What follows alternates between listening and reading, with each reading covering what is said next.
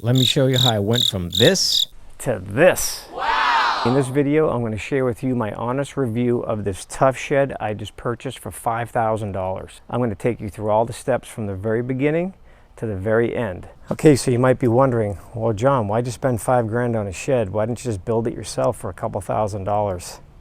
I'll get to that.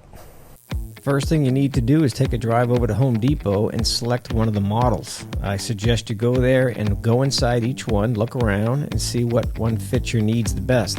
Then grab one of these brochures and give your area sales manager a call.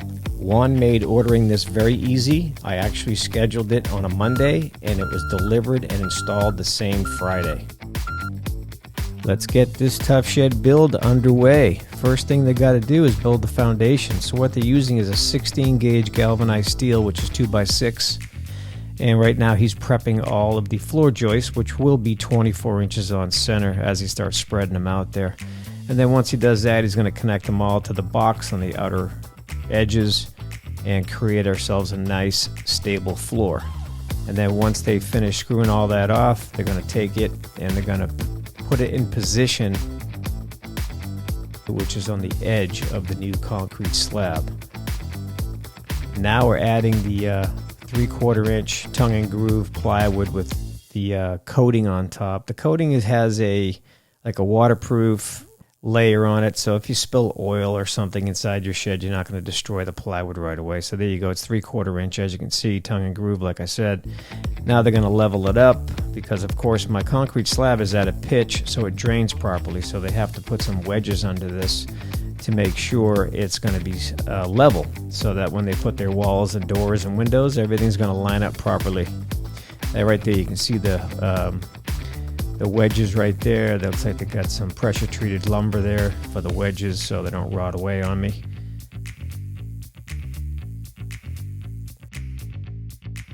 Now painting. Okay, these guys put so much paint on these walls and everything else. When they showed up, they already had a coat of paint on them. While they were there, they put at least 2 more coats of paint on everything. So they did not skimp on the paint at all. There they are painting in my front yard. How you like my grass? Look how green that is. Anyway, so they, like I said, they're painting everything before they put it up. So they had a good little system going here. One guy would be painting, one guy would be assembling, this guy's putting the vents in. I want to point out too, all these plywood sheets were pre-cut and delivered. They did not use a saw to cut anything. Looks like they're finishing up the flooring here, so that means the foundation and the flooring's all done. And here I am celebrating. Woohoo! Time to install the walls. Oh, that guy almost just crashed and burned. See that? Man, that's a heavy wall. I don't know if you ever carried one of those before, but I have, and it's a lot of work, and it's hell on your back. That wall is 12 feet wide by 92 inches high. And I think it's pretty cool how these are all pre-built and they just kind of put them in place when they get here. The exterior wall sheathing is a LP 3/8 inch smart siding.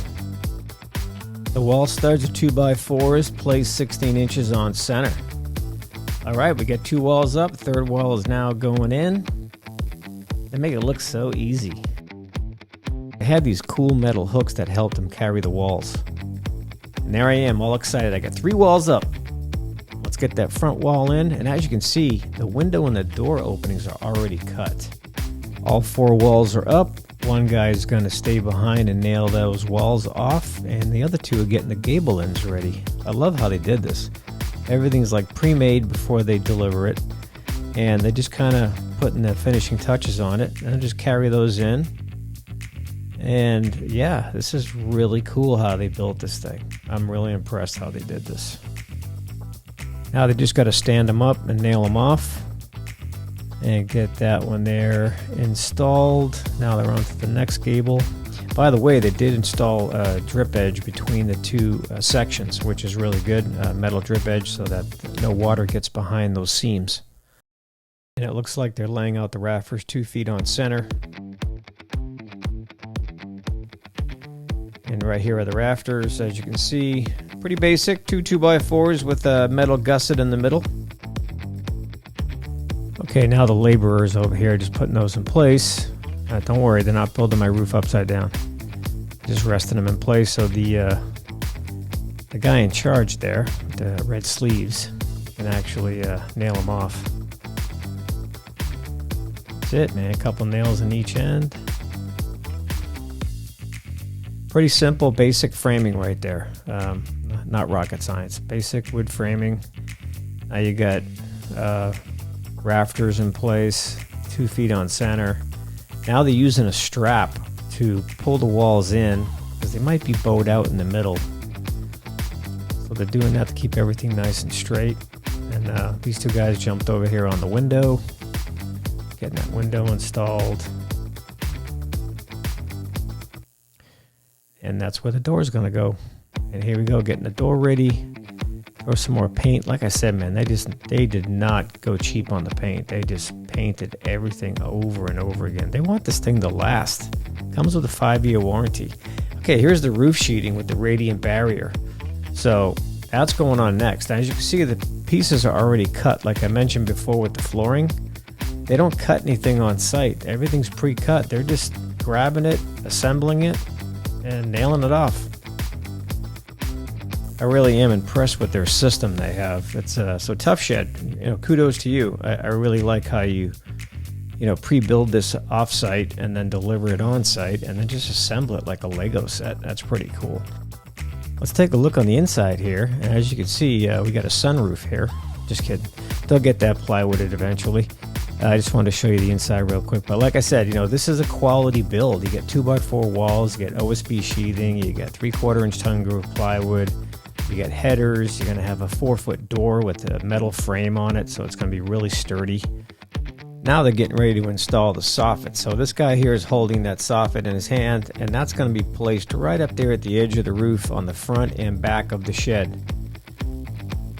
So here's the finished roof. Unfortunately, I wasn't able to film them doing the install because I had to go to work that day, but it looks great. It's a 3-tab shingle, and it's got the correct metal flashing down the gable ends and on the soffit ends. Tuff Shed crew has just left. What I want to do now is I want to go through all the details of what they did and kind of show you what to expect if you're going to buy one of these and have it installed. Because when you go to Home Depot and see one in the parking lot, you're like, wow, this thing looks great.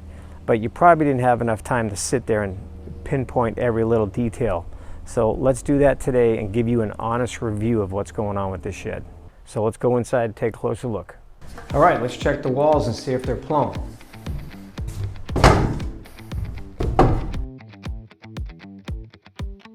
So that's good. All the walls are plumb, which means they're vertically straight. They're not leaning out or leaning in. These are 2x4 studs. These are not 1x3s or anything like that. The reason why I chose a Tuff Shed is the word tough.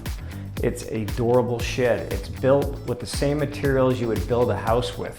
Aside from the bottom metal framing, you wouldn't do that with a house. But the studs, the sheeting, the plywood floor, this can all be used in a wood frame construction house. So here's the tongue and groove flooring, which has a coating on it to help with, keeping it from getting moist and damaged. As you can see, there's not a lot of fasteners on each sheet. That I don't like. They only got, these are 4-foot sheets. You got one on that corner, you got one right there and one there. So I would like to see 5 fasteners here. So let's put another one there and there, there and there. Let's put one in the middle of these two and the middle of these two. Another thing I want to point out here is when they put the walls up, they anchored the walls directly through the sheathing and into the metal frame underneath with self-tapping metal screws. I also opted for the gable vents right there. At first I didn't think there was a screen on there, but there is a screen there. It's really, really small. And for the ceiling sheathing, I got the radiant barrier upgrade. As you can see, it's all silver. That's to help with keeping the heat out of here. So that's an option for you when you're ordering. Okay, so here's the roof shingles. Pretty basic 3-tab shingles. They got the starter course underneath, and underneath that they got a paper right here. So, and they got the drip edge flashing, which is really important, and that's all the way up the rake as well. Gable end, and then we got the edges here. So these are things that you want to make sure you do if you build a shed on your own. This is done well. This is done correctly. That's what's important. So here's the door, and I want to point out the heavy duty hinges. Once again, these guys are using good fasteners. These are pretty long. They're going all the way into the studs, into the frame of the door. And opening the door, you'll see that the frame of the door is metal. So you got this wood outside being fastened to the metal, as well as this interior sheathing being fastened to the metal. So that's a pretty sturdy door, and that door is not gonna sag. And here's the Tuff Shed handle with the lock. By the way, it does come with a lock. And here's the inside. So if you're inside, you can open and close it. You're not gonna get locked in. And here's the striker plate, which is pretty heavy duty as well. And once again, they got these long screws going all the way into these studs. Okay, let's take a look at this window.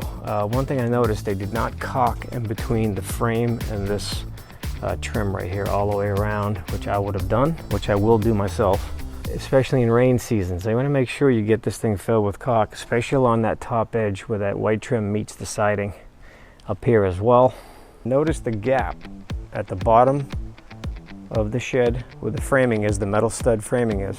And that's because I just had this patio poured, and of course it pitches properly so it'll drain water when it rains. So now I have a gap under there. Look how big this gap is. I can easily put my fingers under there. Rodents can get inside here, build a nest, and if they stay there long enough, they might even try digging through the floor and getting into the shed. So this is not a good thing, and you have to deal with this. This is like a front door right here to let them in. You might as well just put up a big club sign. Come on in, we're open. You know, you gotta seal this up. These holes came in already cut into the metal here. I just put these screens on with some self-tapping screws, and that worked out perfectly. So I gotta deal with this problem here. Most likely I'm gonna use a mesh and let it go down to the ground here with an L on it so they can't just get under it. And then I might put a piece of siding over this with a spacer so air can still get through these holes. So Tuff Shed, if you're listening out there, I think this is something you guys can improve on. At least let the buyers know that this could be a potential problem for rodents living underneath their new $5,000 shed. Okay everybody, I'm super psyched that this is built.